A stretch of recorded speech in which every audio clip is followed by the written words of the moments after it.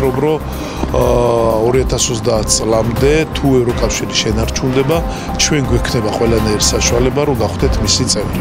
ეს განცხადება საკრებულოს თავმჯდომარემ ჟურნალისტებთან 9 მაისს ფაშიზმზე გამარჯვების დღისადმი მიწვნენ ღონისძიებაზე გააკეთა. დავით რაზმაძე თვლის, რომ ის ქვეყნები, რომელსაც ევროკავშირი ეყრდნობოდა, დღეს დიდი კრიზისის ქვეშ არიან და არსებობს საფრთხე, რომ ეს გაერთიანება დაიშალოს. ჩემი სურვილია, რომ ევროკავშირი შენარჩუნდეს და კონდეს ის მისია, რაც თავიდან ჰქონდა და არა ის, რომ ეს პატარა ქვეყნები, როგორ ჩვენ ვართ, აბულინგონ იმ ყოფილმა კაკებეშნიკმა პარლამენტარებმა.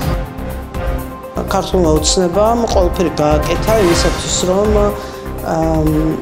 საკანონმდებლო დონეზე ყოველ შემთხვევაში სიტუაცია ძალიან დაემძიმებინა და ფაქტიურად რაღაც სასწარკვეთამდე მისული ოპერირების შემზღუდავი გარემო შეიქმნა არასამთავრობო სექტორში. ურთიერთგამომრიცხავი ჩანაწერები ივანიშვილის ფარასა და სხვა ამ კრძალავ დოკუმენტებში რა გზარჩება სამოქალაქო სექტორს გადარჩენისა და საქმიანობის გაგრძელებისთვის. სამოქალაქო იდეის წარმომადგენელი თინა ხიდაშელი გორში ორგანიზაციების ხელმძღვანელების შეკითხვებს პასუხობდა. თავდაცვის ყოფილმა მინისტრმა გადაცემა ალგორითმშიც მიიღო მონაწილეობა, სადაც ისაუბრა თუ რა შესაძლებლობები რჩება ქვეყანაში დემოკრატიისა და ევროინტეგრაციის გადასარჩენად.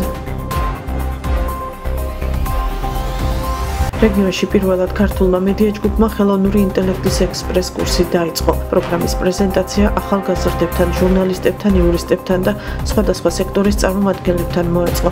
შერჩეული მონაწილეები თეორიულთან ერთად პრაქტიკულ ცოდნასაც მიიღებენ, რომელსაც პროექტის დასასრულს დაგეგმილ AI კონფერენციაზე გაუზიარებენ მოწვეულ სტუმრებს.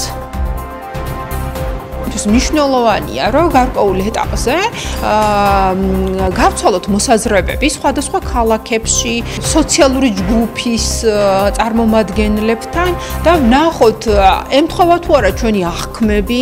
რეგიონის ხმა ლიდერებს ქართული მედია ჯგუფი მიმდინარე პროცესების სიღრმისეული ანალიზისთვის სპეციალურ შეხვედრებს მასპინძლობს. შეხვედრის მიზანია ქვეყანაში მიმდინარე პროცესებთან დაკავშირებით ინფორმაციის გაზიარება და გამოსავლის ძიება. ვართ ერთ ნავში და ეს ნავი იძირება ქართული ოცნების და ივანიშვილის ნაბიჯების გამო და ეს ნავი ხდება რაღაც რუსული რაღაც გუბის ნაწილი. ამიტომ ყველა ჩვენთაგანის ინტერესში არის, რომ რაც შეიძლება ბევრი ვისაუბროთ ერთმანეთთან, რაც შეიძლება მეტად გავცვალოთ იდეები, ვისაუბროთ საერთო მიზნებზე, საერთო ინსტრუმენტებზე, რაც შეიძლება გამოვიყენოთ.